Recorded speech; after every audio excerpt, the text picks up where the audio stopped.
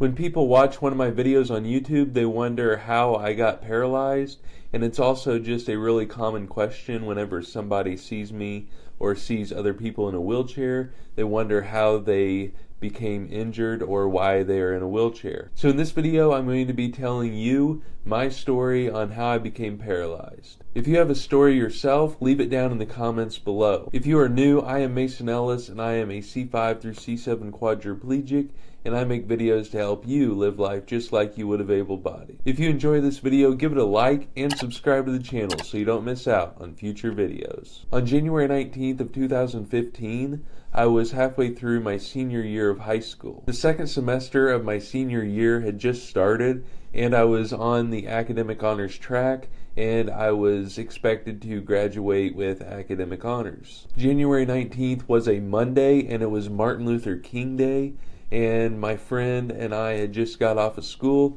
and he worked at Dairy Queen, and he didn't actually have to work that day, so after I got home, I sent him a text message telling him that I was going to go pick him up at the school. We live in a really small town and there's not much to do around here, so really the only thing to do and is really popular to do is just drive around. So that's what we would always do, and I'm assuming that's what we were doing that day. I do want to say I don't remember any of this, so all of this that I'm telling you is just what people has told me and kind of things that I've put together. My friend doesn't remember anything from that day either, and we are still friends and we don't have anything against each other. I don't know where we were going to drive to or if we were even driving to a specific spot, but I'm assuming we were just driving the back roads. I was driving a white 2005 Mitsubishi Montero, which is a mini SUV. I was driving and my friend was in the passenger seat, and neither one of us were wearing our seat belts. We were on this road that we had never been on before, and it was a blacktop road, and it was straight and slowly going uphill for probably a mile or so. The road was blacktop and the speed limit was 55 miles an hour, so we were probably going around 60. So we were driving along and coming up to the top of this hill, and we assumed that the road went straight, which it did, but the actual blacktop road took a right because there was an intersection at the top of this hill. The intersection did not have any stop signs, so we didn't know there was even an intersection. We didn't know that we should slow down. There wasn't any warning signs or nothing, so we were just going like 60 miles an hour, and we come to the top of the hill and we just think the road goes straight, which the road does go straight, but it actually transitions into gravel and drops off like this. So we were on the blacktop road going up the hill, and once it gets to the top, it like flattens off for like maybe 30 yards or so, and then the blacktop road turns to the right, and then if you go straight, it transitions into gravel and drops off, and then there's another road to the left that has gravel. So we get to the intersection and we just go airborne because we thought the road went straight. The road that we were going onto was gravel, and it was really loose gravel, and there was also ruts and everything in the road, and we went airborne, and when we came down, we lost control, and I'm assuming I tried correcting it or something. We hit an embankment or something head on, and that's really one of the only things that I remember from that day is the sound of the impact, and I just remember it being so loud. So we hit the embankment, and then the other thing that I remember is that I was like halfway over my steering wheel like this, and there's like a blue clock right here that has the time and stuff on it, and I just remember seeing that out of the corner of my eye and knowing that this was going to hurt. So when we hit the embankment, I wasn't wearing my seatbelt, so I got ejected out of the vehicle. The vehicle rolled several times, I don't know how many times. My friend was up walking around looking for me, and he couldn't find me, and there was a couple vehicles that had stopped, and they asked him if he needed help, and he said yes, and they called 911, and they came and searched for me. Apparently it took them a while to find me, but one of the first responders finally found me, and I was laying in this little creek 96 feet away from where my vehicle had stopped rolling. So I don't really know how far I actually got thrown out of the vehicle, because, like I said, I was found 96 feet from where my vehicle had stopped rolling, whereas I don't know how much my vehicle had rolled, so I probably, got ejected out of the vehicle over 100 feet, which just blows my mind. But I was found in this creek, and I was taken by ambulance to a hospital about 20 minutes away. As you can tell by the pictures, my vehicle was totaled, and there was really only two things that were not damaged, and that was the spare tire and the license plate, which I have right here. At the time of the accident, I was around 6'2", and you can tell where I was sitting that the cab got crushed in because it rolled, and they say that if I was wearing my seatbelt, I might not have made it through the accident. And if I did make it through the accident with my seatbelt on, that I might be more injured than what I am now. I was put in an ambulance and taken to a local hospital about 20 minutes away. Whenever I was in the ambulance, they cut off my clothes, and I got to see them in person whenever I got home from the hospital, and they were all moldy because I was laying in the creek after my accident, so they were wet and they were moldy, a couple months later after I got home. My dad was at a fishing club meeting in the town that hospital was at, and he got a call from the sheriff's department saying that I was in an accident. My dad was told that I was being taken to the hospital and that I was going to be lifelined to another hospital, but they didn't know where. So my dad drove to the hospital that I was being taken to via the ambulance, and he saw the helicopter and knew that I was in there. He was talking to the EMTs to see if that was me in there, and they wouldn't give him any information. And they told him that he needed to call the sheriff's department. So my dad called the sheriff's department, and they said they didn't know any information on it, that he needed to call the hospital. And so he was playing this game of like cat and mouse, trying to figure out where I was being taken to as far as the hospital, because I could be going to Evansville, which was like 2 hours south, or I could be going to Indianapolis, which was 2 hours north. So my parents took a chance of going to the hospital 2 hours north in Indianapolis, and luckily they found out about halfway there that that is where I was being taken to by the helicopter. Eskenazi is a really good trauma center hospital, and they deal with these kind of accidents and injuries all the time. My uncle lived pretty close to the hospital that I was being airlifted to, so he got to the hospital first, and he got me checked in and stuff with my information. The only thing that my parents knew about my accident was that I had a head injury, because that's what the sheriff's department told my dad. But whenever they got to the hospital and was talking to the doctors and stuff after I got checked out, it was apparent that I had been in a serious accident that could cost me my life. I fractured my left shin and broke my left femur, broke my left collarbone, broke the top and bottom jaw. I knocked out these top 6 teeth right here. I broke the palate or the roof of my mouth. I had a cracked skull and a traumatic brain injury, and I broke C5, C6, and C7, which is the 5th, 6th, and 7th vertebrae of my neck. The doctors and everyone was telling my parents that I more than likely wasn't going to make it, and anytime they would ask the doctors a question, they would say, like, such and such, if he makes it. And they said that if I do make it, that my traumatic brain injury was so bad that I wouldn't be able to remember anything before the accident, including people's names. I am very thankful that I made it through the accident and that I still have my memory. Nobody took any pictures of me in the hospital at my worst time, which I'm kind of thankful for, but I also wonder, what I looked like then. But I know at the time they didn't know if I was going to make it through or not. So, if somebody would have took that picture of me at my worst and then I didn't make it, that would be really bad.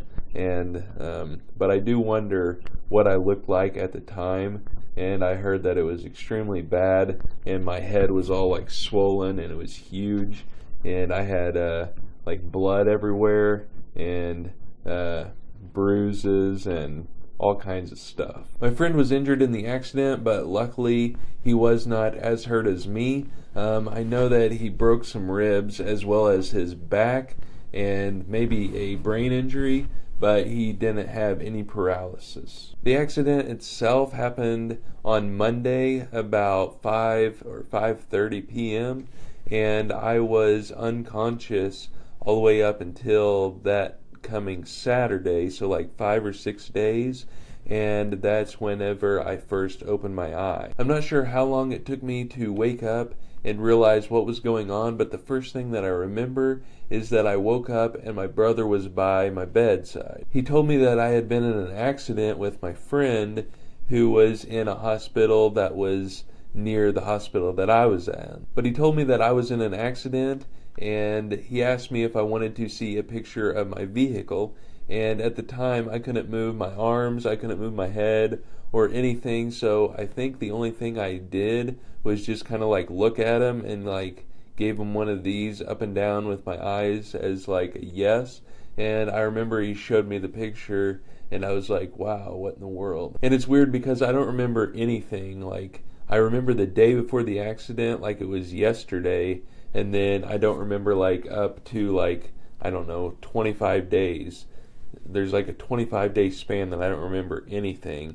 It's really weird. But my brother told me that I was paralyzed, and at the time, you know, that didn't really faze me because I thought that that just meant I couldn't move my legs, which didn't bother me because I thought, you know, I could still do pretty much anything I wanted to. But it's actually a lot more than that. It's just what, you know, people see, and I didn't know very much about spinal cord injuries at the time. I vaguely remember being in Eskenazi Hospital. I remember bits and pieces of it, but mostly I don't remember hardly much at all. But I was in Eskenazi for 30 days, and then I got transferred to the Rehabilitation Hospital of Indiana, or RHI. I was taken by ambulance from Eskenazi to RHI, and there I got my own room, and they started doing tests on me to see what all had been injured, like what kind of function I had, and they were basically going to give me a diagnosis of what my injury was. Once I got me a room, I was still in the hospital bed, and they told me to close my eyes, and they were going to take this needle and poke my skin, starting at my toes all the way up, and to let them know when I feel the poke. And so they started at my toes, and they were poking them, and I couldn't feel it all the way up until they got about right here at like my armpit level or so, and I told them that I could feel that, and they diagnosed me as a complete C5 quadriplegic. They were telling me what that meant, which was basically that a complete injury just means that I don't have any feeling or movement below my level of injury. So I was a complete injury at C5 level. And they told me that a complete injury means that I wouldn't regain anything. So basically what I had then is what I would have forever as far as function goes. Because I broke both jaws, they wired my mouth shut to where I had to have a screw in each corner of my mouth, like right here, here, here, and here. And I had screws there, and they had this bar connecting the tops to the bottoms for to hold my jaw in place so I couldn't move it around. So that meant I couldn't really eat anything. I also couldn't drink anything, so what they had was like this sponge that was on the end of this little straw thing, or like little handle, and they would dip it in water, and then they would put it in my mouth and like swish it around like that. So I really didn't have a true drink of water for like over a month. And I remember that first drink of water being like the best thing that I've ever had as far as drinks go, and it was just so awesome because after like 35 days I was ready for something to drink. I was hooked up to a ventilator because I couldn't breathe on my own, and I had to have that ventilator hooked up to me for the whole 30 days that I was at Eskenazi, and then a couple of days after I got transferred to RHI. So I started therapy at RHI, and I had physical therapy to help me get stronger, work my muscles, and get different movement and stuff like that. And then I had occupational therapy to help me with everyday tasks, to try and figure out how I can basically get back to living to where I can do tasks that I needed to do, such as brushing my teeth, eating on my own, getting dressed, all that sort of thing. And I also had speech therapy to help me with my brain injury, and I had to memorize different things and try to help my speech and different things like that to try and improve my memory. But at the time I was so weak, because I had been in a hospital bed for like 40 days or 35, 40 days by then, and I was just so weak that I couldn't do very many tasks as far as occupational therapy goes. So my main focus was just physical therapy to try and get me stronger. And at the time I thought that I was going to walk out of rehab there whenever I left, and I would go home and everything would be fine and dandy. But unfortunately that was not the case, and I left rehab after 29 days because that is all the insurance would pay for, and I got sent home. Considering all the injuries that I had, I was in the hospital for a very short amount of time. I was at Eskenazi for 30 days and RHI for 29 days. Most people that suffer from a spinal cord injury alone, just the spinal cord injury itself, are in the hospital for a few months. And I was in the hospital for less than 2 months with all the injuries that I had. So whenever I was sent home after 59 days, I was still fresh into the injury. After I got home, everybody was coming to my house to visit me because they hadn't seen me for so long,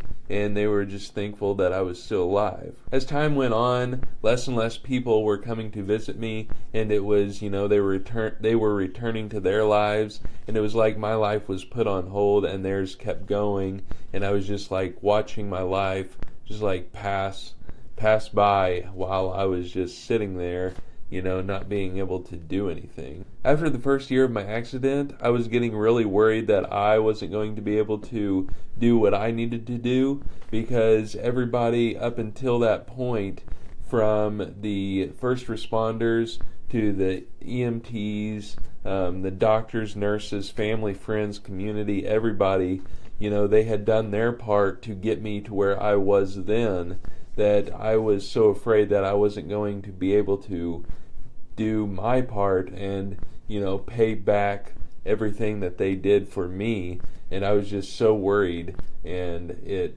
really got me down and depressed, as well as anxious, and I had so many feelings flowing through my mind that I honestly didn't know what to do. But I am very thankful that I was able to do my part, and I'm glad that I am still able to do my part. And everything that they done for me, I try to pay it forward and continue everything so that way I can help others as much as I can. My family and friends and community really supported me throughout this, and I can't thank them enough, because they definitely made it easier, and without them it would have been a lot more difficult to get through the whole situation. Family and friends, as well as other people in the community where I live, would come and see me in the hospital, and some of them I remember, and then others I don't. My friends created shirts and sold them to raise money for me and my friend to help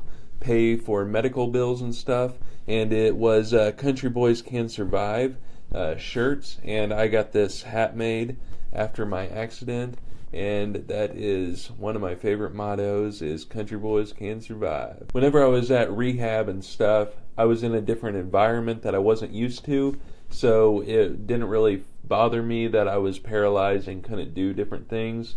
But whenever I got home, that's when it really hit me, because I was in a familiar environment that I had been used to, before my accident, and I realized that I couldn't do anything that I could do before my accident. When I returned home, I had a physical therapist come to my house about, I don't know, maybe for 4 weeks, a couple times a week. And then I had an occupational therapist that would come to my house, or was supposed to come to my house the same amount of time, but he ended up only coming like, I don't know, 2 or 3 times, and it was pretty much a joke. But I just had that therapy for maybe a month or so, and then I was all on my own, and I figured out everything that I know pretty much by myself. I remember laying in the hospital bed, like wondering, how in the world am I going to do this? You know, what kind of things can I do? Can I drive a vehicle?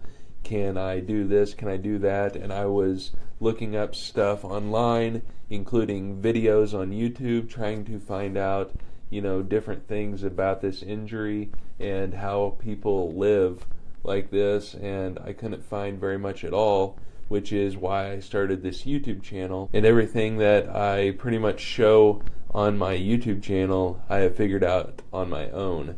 And I just like to share that with others to try and, you know, minimize the amount of time that it takes them to get back to as close of a normal life as they can get. So that is my story on how I became paralyzed and why I'm a quadriplegic. And if you have a story yourself, be sure to leave it down in the comments below. And if you enjoyed this video, give it a like and subscribe to the channel so you don't miss out on future videos. Also, if you have any questions, don't be afraid to ask me down in the comments below, and I will give you an answer. I want to thank you for watching this video, and I hope you watch another one of my videos.